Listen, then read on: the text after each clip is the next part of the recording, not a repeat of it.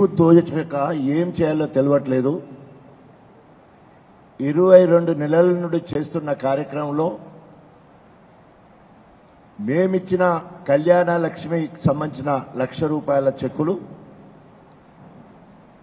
CM relief fund చెక్కులు తప్ప ఎక్కడ కూడా తట్ట మట్టి తీసే పనులు కానీ, అదేవిధంగా ప్రభుత్వ పరంగా ఒక పథకాన్ని లేదా ఒక ప్రాజెక్టును శంకుస్థాపన కానీ లేదా ప్రారంభించినా కానీ చేసిన సందర్భం లేదు. దేవుళ్ళ మీద కనబడ్డ దేవుళ్ళ మీద ఒట్టేసుడు, పండుగలను టార్గెట్ చేసుకొని ఆ పండుగకి ఇస్తాం ఈ పండుగకి ఇస్తామని చెప్పుడు, 100 రోజులని చెప్పుడు రకరకాలుగా మభ్యపెట్టే కార్యక్రమం ఉంది.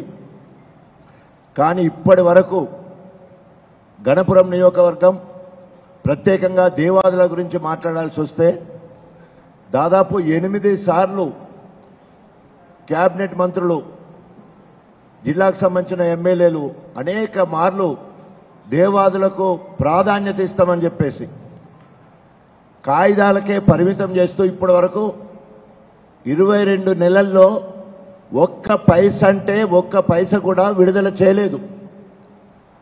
దేవన్నపేట 3rd ఫేజ్ 6th ప్యాకేజీకి సంబంధించిన సర్జిపుల్లో నీళ్లు వచ్చున్నాయి. కానీ దాదాపు 75,000 ఎకరాలకు నీళ్ళు ఇచ్చే 5 కోట్ల మెయింటెనెన్స్ ఇవ్వలేక ఇప్పటి వరకు ఆ మోటార్లు ఆన్ చేయలేదు. ఇప్పటి వరకు కూడా ఎస్టిమేషన్ల మీద ఎస్టిమేషన్లు, ప్రపోజల్స్ మీద ప్రపోజల్స్, 1,001 కోట్ల ఎస్టిమేషన్తో మళ్ళీ పంపించామని చెప్తారు. అదేవిధంగా 1,015 కోట్ల క్యాబినెట్ అప్రూవల్ అయిందని ఇంకో మాట చెప్తారు. అంకెల గారడితో కాలాన్ని ఎల్లదీస్తున్నది కాంగ్రెస్ పార్టీ. సిగ్గు శరం లేకుండా ఈరోజు డోకా కార్డు, బీఆర్ఎస్ డోకా కార్డు అని చెప్పేసి పులిని చూసి నక్క వాత పెట్టుకున్నట్టు ఈరోజు బీఆర్ఎస్ ప్రభుత్వము 10 సంవత్సరాలు చేసిన అభివృద్ధి సంక్షేమాలు దేశానికి ఆదర్శం. ఏ రంగం తీసుకున్నా కూడా అన్ని రంగాలలో భారతదేశంలో ఉన్న ఇతర రాష్ట్రాలు అనుసరించే విధంగా పథకాలు తీసుకురావడం జరిగింది. నిండు పార్లమెంట్లో రఘునందన్ గారు ఎంపీ గారు అడిగిన ప్రశ్నకు ఓన్లీ కేసీఆర్ గారి ప్రభుత్వం తీసుకొచ్చిన అప్పు మొత్తం కూడా 2,20,000 మాత్రమే, 20,000 కోట్లు మాత్రమే అని చెప్పేసి స్పష్టంగా నిండు సభలో చెప్పడం జరిగింది. ఈరోజు రేవంత్ రెడ్డి 22 నెలల్లోనే దానికంటే ఎక్కువ అప్పు తీసుకొచ్చి ఇప్పటి వరకు ఒక్క ప్రాజెక్టు కానీ, ఎక్కడన్నా ప్రభుత్వ ఆస్తులు పెంచడం కానీ, ఒక ప్రాజెక్టు తీసుకొచ్చి దానికోసము ఖర్చు చేయడం కానీ ఎక్కడ కూడా లేకుండా ఈరోజు ముఖ్యమంత్రి పదవి కాపాడుకోవడం కోసం రాహుల్ గాంధీకి కప్పం కట్టడానికి అప్పులు తీసుకొచ్చే పరిస్థితి కనబడతా ఉన్నది. ఈరోజు గ్రామాలకు వెళితే ఏ ఇంటికి వెళ్ళినా కూడా ఆ ఇంటిల్లి పాదులకు కేసీఆర్ సంక్షేమాలే ఇప్పటి వరకు అందుతున్నాయి.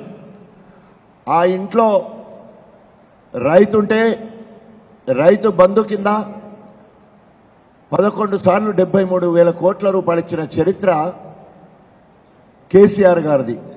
ఆ రైతుకు ఎన్ని ఎకరాలున్నా, ఎన్ని హెచ్పీల మోటార్లున్నా, అది వాగులో వేసినా, చెరువులో వేసినా, బోర్వెల్ అయినా, బాయికైనా నువ్వు ఎన్ని మోటార్లు పెడితే అన్నిటికీ 24 గంటల ఉచిత నాణ్యమైన కరెంటు ఇచ్చిన చరిత్ర కేసీఆర్ గారిది. రైతు చనిపోతే దినం వెళ్ళకముందే 5 లక్షలు ఇచ్చిన చరిత్ర కేసీఆర్ గారిది. ఐక్యరాజ్య సమితి సైతం మెచ్చుకున్న చరిత్ర కేసీఆర్ గారి పాలనది.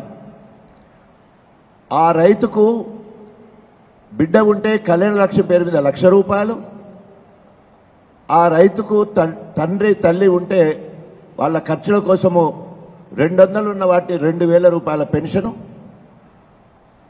ఆ రైతు గొల్లకూరుమైతే వారికి అన్ని రైతు బెనిఫిట్స్తో పాటు అదనంగా 20 గొర్రెపిల్లలు పొట్టేలు, ముదిరాజు వాళ్ళైతే 35,000 కోట్ల చేప పిల్లలు ఇచ్చిన చరిత్ర, ఆ ఇంట్లో 10వ తరగతి లోపు చదివే పిల్లలకు 1021 రెసిడెన్షియల్ ఇంగ్లీష్ మీడియంలో 1,20,000 పెట్టి ఒక్కొక్క విద్యార్థికి ఇచ్చి చేసిన చరిత్ర. నా భూతో నా భవిష్యత్. భారతదేశం మొత్తంలో ఎక్కువ రెసిడెన్షియల్ స్కూల్స్ ఉన్నది ఎక్కడ అంటే అది తెలంగాణలో. ఆ రకంగా ఈ రోజు వరకు కూడా కాంగ్రెస్ అధికారంకి వచ్చే 22 నెలల్లో ఒక్క పథకం కానీ ఒక్క సంక్షేమ కార్యక్రమం కూడా అదనంగా ఒక ఇంటికి వెళ్ళలేదు. ఈరోజు ఎవరైనా ఆ ఇంటికి పోయి రేపు లోకల్ బాడీ ఎన్నికల్లో ఓటు అడగాలంటే ఆ ఇంట్లో ఉన్న ఇల్లాలు నాకు 55,000 బాకీ పడ్డవని అడగడానికి సిద్ధంగా ఉంది. పెళ్ళైన నూతన వధువు నాకు తులం బంగారం ఇస్తానన్న ఇవ్వలే, డోకా చేసినామని చెప్పేసి. అసలు డోకా చేసింది కాంగ్రెస్ అయితే ఇచ్చిన హామీలే కాకుండా అనేక హామీలు ప్రజల అవసరాల నిమిత్తం. ఇప్పుడు నేను చెప్పిన ఇంటింటికి ఈ సంక్షేమాలు ఎక్కడ మేనిఫెస్టోలో మేము పెట్టలేదు, కళ్యాణ లక్ష్యం పెట్టలేదు. అదేవిధంగా వికలాంగులకు 4,000 రూపాయలు, ఆ